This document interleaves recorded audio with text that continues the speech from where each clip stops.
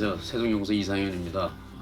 오늘은 세종연구소 공동과제인 그 미중 패권 경쟁 시대, 한국의 전략적 대응, 그 중에 한 부분으로 미중 패권 경쟁 시대에 한국은 어떤 외교안보 정책을 펼 것인가, 그 주제로 같이 한번 생각을 해보도록 하겠습니다. 요즘 미중 패권 경쟁에 대한 관심이 굉장히 많죠. 기본적으로 중국이 미국의 국력에 비해서 한창 약할 때는 별 문제가 안 됐는데, 중국이 이제 국력이 갑자기 커지면서 이제 미국과 대등한 관계를 요구하고 있어요. 그래서 근본적으로 이제 힘의 관계가 변하면서 미국은 패권을 계속 유지하려 하고 있고, 중국은 자기네 국력이 컸으니까 이제 새로운 관계를 설정해 보자. 기본적으로 이게 이제 미중 패권 경쟁의 근본적인 원인이 아닌가, 그렇게 생각할 수 있겠습니다. 그래서 이론적으로 보면 이제 국제 정치 이론에서 이제 패권 경쟁에 관한 이론이 굉장히 많이 있거든요. 오르간스키라는 사람이 이제 소위 세력 전 이론, 파워 트랜지션 이론이라는 걸 오래전에 이제 내놓은 게 있는데, 그게 뭐냐면 국제 체제 전체를 보면 이제 일종의 위계 질서가 있어요. 가장 상위에는 이제 지배적인 국가가 있고, 그 밑에 차상위 강대국,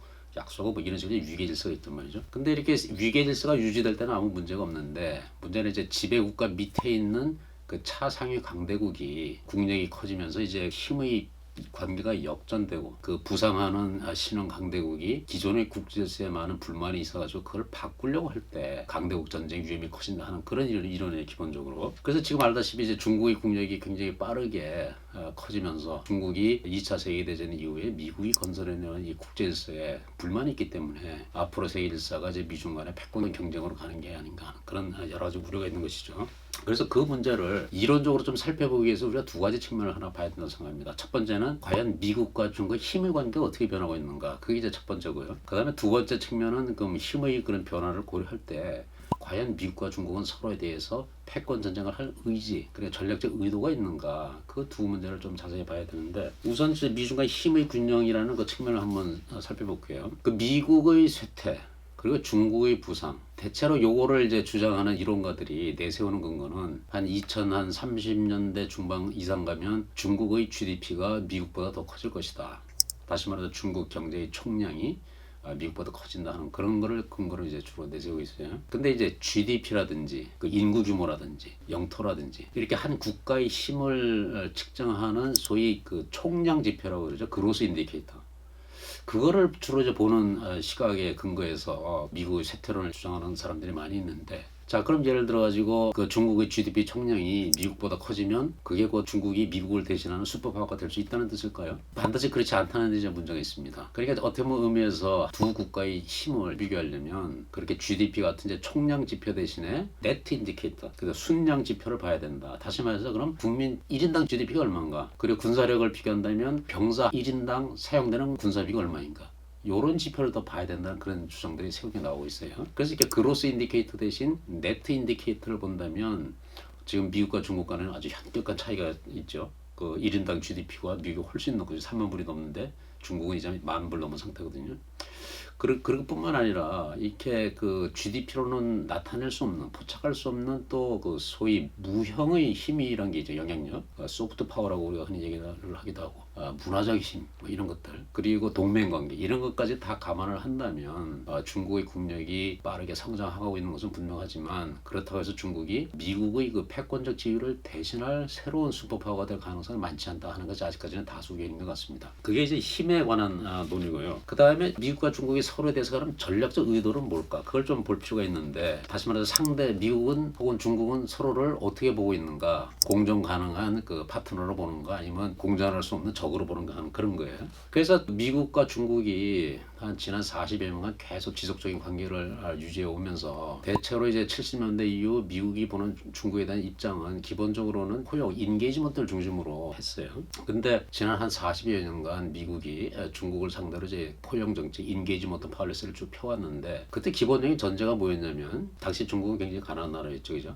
그 중국을 이 국제 체제 속으로 끌어들여가지고 기존의 국제질서 룰에 따라서 행동하게 하면 중국이 장기적으로는 경제도 발전하겠지만 민주주의도 발전하고, 그다음에 법치도 수용하고, 이렇게 조금 미국적 가치 비슷하게 이제 긍정적인 변화 방향으로 변할 것이다, 이런 전제를 가지고 이제 인게이지먼트 정책을 폈는데, 40년이 지난 지금 봤더니 정반대 현상이 나타났다는 거예요. 중국은 내부적으로는 권위주의 체제가 훨씬 더 강화되고, 그리고 대외적으로는 이제 법치를 존중하는 게 아니고 중국식의 룰을 관찰하려는, 그러니까 미국 중심의 그 질서를 밀어내고 중국이 중심되는 새로운 질서를 만들려고 한다는 것이죠. 그래서 이 미국 내에 지금 초당파적인 공화당도 그렇고 민주당도 그렇고 중국에 대한 인식이 공감대는 뭐냐면, 중국은 이제는 같이 공존할 수 있는 그 파트너라기보다는 전략적인 경쟁자, 그리고 전략적 위협이 되겠다, 이런 인식이 아주 지배적인 인상이 됐습니다. 그렇게 본다면 왜 이제 미중 패권 경쟁이 오늘날 이렇게 지속적으로 되고 있는가, 그걸 우리가 잘 이해할 수가 있죠. 중국이 기본적으로 그 미국을 추월해서 세계 최대의 강대국이 되려고 한다, 이렇게 보는 시각의 대표적인 책이 하나 있어요. 그게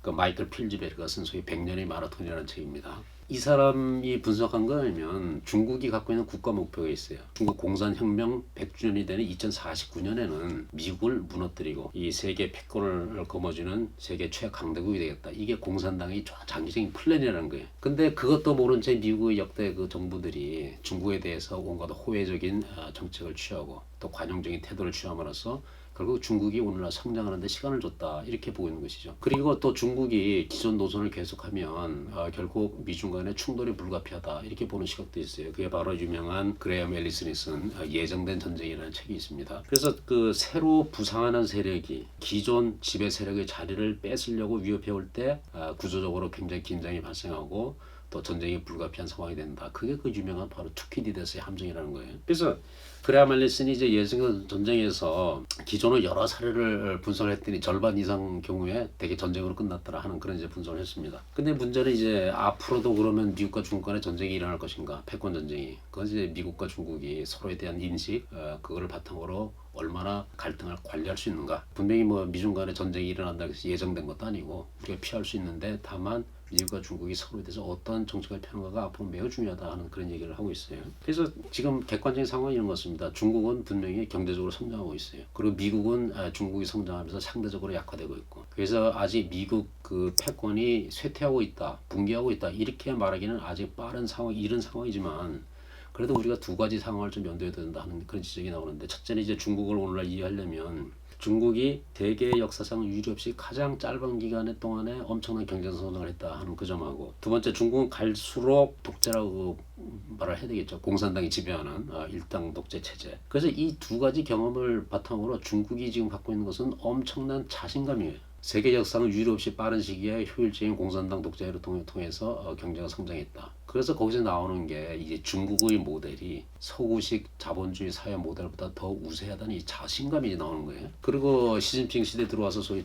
중국 특색의 무슨 주의 이렇게 내세우면서 굉장히 애국주의적이고 민족주의적이고 이런 감정을 바탕으로 이제 공세적인 대외 정책까지 나오고 있다 하는 것이 이제 미국에서 보는 시각이죠. 그뿐만 아니라 이제 작년부터, 물론 이제 첫 번째는 2007, 8년간 국제금융위기 이후에 중국 사람들이 보는 미국에 대한 그 평가는, 미국이 알고 보니 의외로 취약한 부분이 많구나. 저 금융자본주의라는 게 그 허점이 많은 체제구나. 그런 걸 이제 깨닫게 된 계기가 됐어요. 그리고 최근에 코로나19 사태 대응하는 미국을 보면서 중국은 더 자신감을 갖게 된 겁니다. 미국이라는 나라가 지금도 이제 세계에서 가장 많은 그 코로나 확진자가 나왔고 또 어마어마하게 많은 사망자가 나오고 있거든요.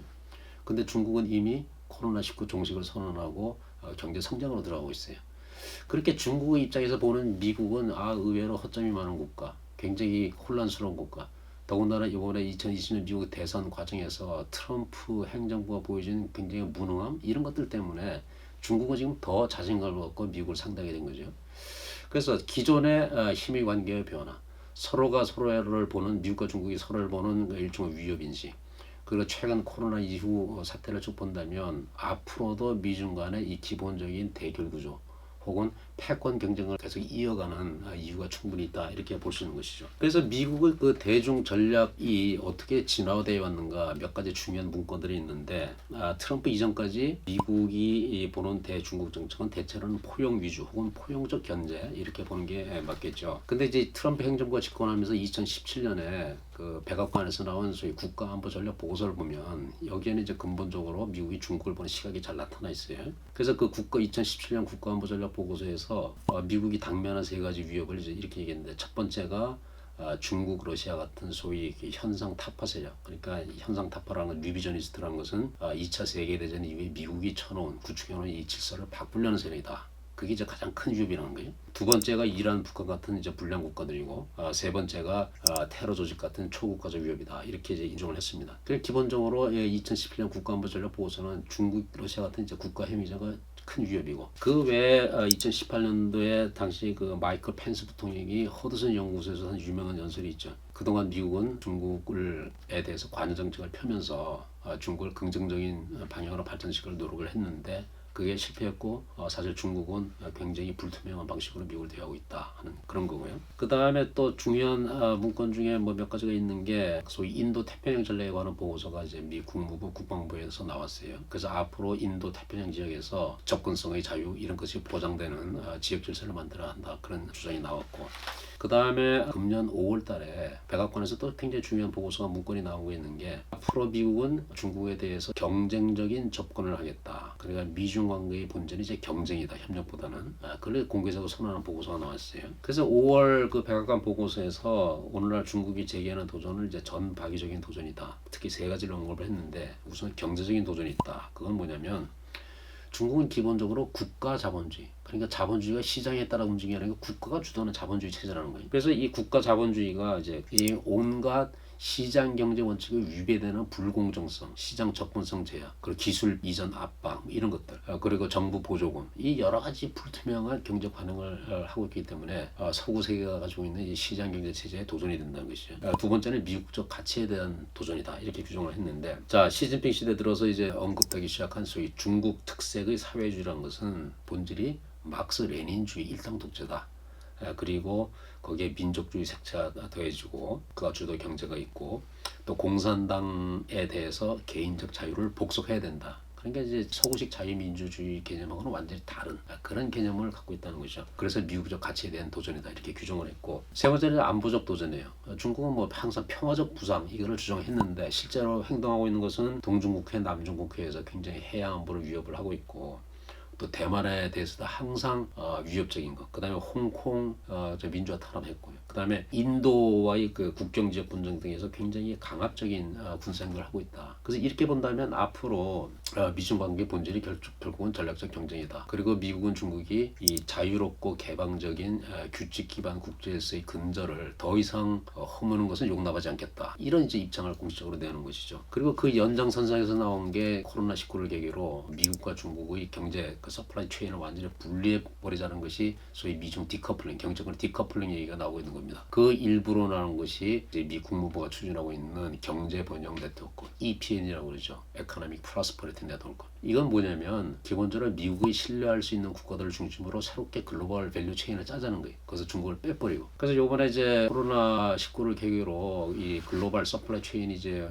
완전히 망가지면서 앞으로 미국은 될 수 있으면 이제 그 중국에 의존하지 말고, 그리고 중국에서 활동하는 미국 기업들은 될 수 있으면 본국으로 오든지, 아니면 그게 어려우면 이 EPN에 참여는 우호적인 국가들로 좀 가졌으면 좋겠다 하는 게 이제 미국 정부 입장이에요. 그리고 이 EPN 속에는 한국 같은 나라도 이제 포함이 되고 있어서 앞으로 우리가 이 EPN에 대해서 어떤 입장을 취할지 좀 고민해야 될 시기가 되고 있는 겁니다. 그 다음에 이제 미중 관계에 대해서 또 중요한 게 마이크 폼페이오 국무장관이 캘리포니아 닉슨 도서관에서 유명한 연설을 했어요. 중국이 변해야 결국은 세상이 안전해진다. 이게 핵심이에요, 그 연설에서. 그러니까 닉슨이 40년 전에 중국과 국교 정상하면서 그때 닉슨이 무슨 얘기를 했냐면, 이 중국이라는 그 프랑켄슈타인을 만든 게 아닌지 걱정된다. 닉슨 본인이 그런 얘기를 했어요. 그래서 폼페이오 장관이 이제 닉슨의 그 말을 인용하면서 오늘날 중국은 사실상 프랑켄슈타인 같은 괴물이 됐다, 그런 뉘앙스인 거죠. 이 중국을 변화시켜야 세상이 안전해지는데, 그 변화 핵심은 뭐냐면 이 공산당 일당 독재 이 체제를 바꿔야 되겠다는 거예요. 그래서 앞으로 이런 걸 종합해 본다면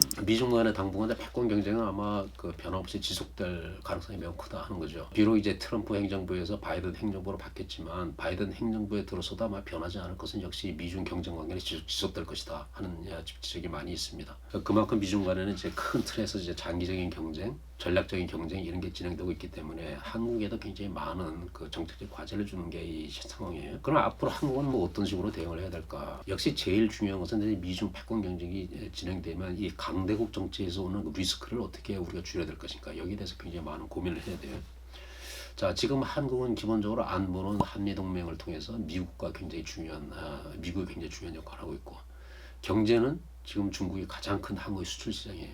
그러니까 한국은 어차피 안보와 경제는 미국과 중국 사이에 껴있는 이런 상황에서 해결할 수밖에 없는 상황인데, 그럼 이 미국과 중국이 서로 패권 경쟁을 하게 되면 한국 입장은 어떻게 되는가 하는 아주 굉장히 복잡하고도 현실적인 어려움이 이제 도래가 되는 거죠. 그래서 이 가운데서 한국은 이제는 할 거는 뭐냐면, 대표적으로 한 군데에 크게 의존하는 이런 정책은 좋은 정책이 아니다. 그래서 우리 안보도 그렇고 경제도 그렇고 한 군데 크게 의존하는 그런 것보다는 그 포트폴리오를 좀 다변화하는 이런 정책을 펴야 된다 하는 거예요. 그래서 기본적으로 우리가 한미 동맹을 하더라도 예를 들어서 중국이 주장하는 1대1로도 참여를 하고, 그 일본이 주도하는 태평양 협정 CPTPP 같은 것도 이제 적극 참여하고, 그리고 중국이 주도하는 RCEP에도 참여하고, 그러니까 이른바 가급적 모든 네트워킹을 긍정적으로 포지티브 해칭 자세로 하는 것이 우리가 고려될 거라 그렇게 생각하고요. 두 번째는 역시 이제 다자주의 및 국제주의 퇴조에 대비해서 국제적 규범과 룰의 확립, 그리고 국제사회 공동 관점을 지향하는 외교를 강화되어 있다는 겁니다. 자, 바이든 정부가 들어서서 지금 미국의 글로벌 리더십을 회복하겠다, 그리고 다자주의를 회복하겠다 이런 주장을 내세웠는데, 지난 4년간 이제 트럼프 행정부에서 약해진 그 다자주의, 글로벌 거버넌스 이걸 하루아침에 회복하기는 불가능할 거예요.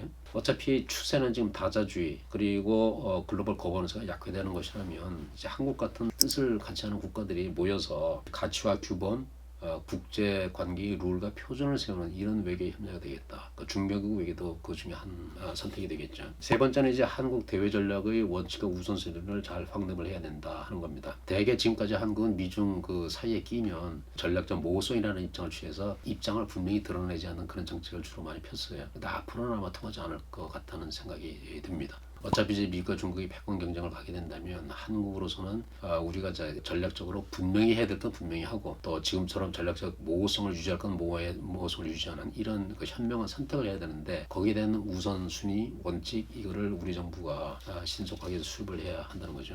네 번째, 지금처럼 이제 한국의 외교안보 여건이 불확실한 상황에서는 우리 외교를 전방위적으로 펴야 돼요. 지금처럼 북한만 바라보는 이 외교로는 한계가 있을 수밖에 없습니다. 지금 문재인 정부는 대외 정책에서 가장 우선순위를 두고 있는 게 남북 관계 개선이에요. 소위 한반도 평화 프로세스를 진척시키겠다 하는데 이제 중점을 두고 있는데, 근데 우리 주변의 그 외교안보 여건은 북한만 봐서는 해결될 수 없는 문제들이 많이 있어요.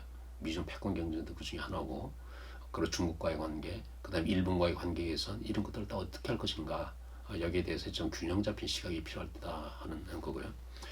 그리고 마지막 다섯 번째는 역시 외교안보 상황을 둘러싼 우리 국민적인 분열을 극복하고 이 정부 정책에 대한 범국민적인 지지를 어떻게 확보할 것인가 하는 그런 과제가 있습니다. 사실 최근 들어서 이제 외교안보 상황을 둘러싼 우리 내부의 분열이 굉장히 심각해요. 그러니까 어떤 나라건 이제 외부로부터 위협이 있을 때 국민들이 단합해서 대응을 하면 그래도 헤쳐나갈 힘이 나오는데, 문제는 외부 위협이 있는데 내부적으로 분열되면 어떻게 되는가. 그 역사의 경험에 의하면 국가가 망하는 것은 주로 외부 침략보다는 내부로부터의 붕괴가 더 큰 요인이다 하는 그런 얘기들이 많이 있거든요.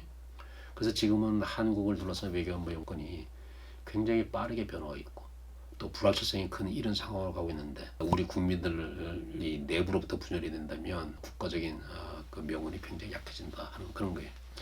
그래서 사실 정부 여당이 이 국민 단합을 시키는 중요한 리더십을 발휘해야 되는데, 지금 아쉽게도 그 부분이 좀 약하다는 생각이 듭니다. 그래서 결론적으로 한국이 처한 외교안보 상황, 문재인 정부 대통령 그랬죠. 미중 사이에서 선택을 강요하지 않을 뿐 아니라 이 아무도 흔들 수 없는 나라를 만들겠다. 그러려면 좋은 전략, 좋은 그 정책이 있어야 됩니다. 현실은 이제 우리는 흔들리지 않겠다고 하는데도 한국을 흔들려는 그 외풍이 자꾸 다가오고 있어요. 그래서 이제 국가적인 지혜를 모아가지고 이 불확실성의 시대를 어떻게 헤쳐나갈 것인가, 지금은 신중한 판단과 국가적인 지혜를 모아야 할 때가 아닌가 그렇게 생각합니다. 자, 오늘은 이것으로 마치겠습니다. 감사합니다.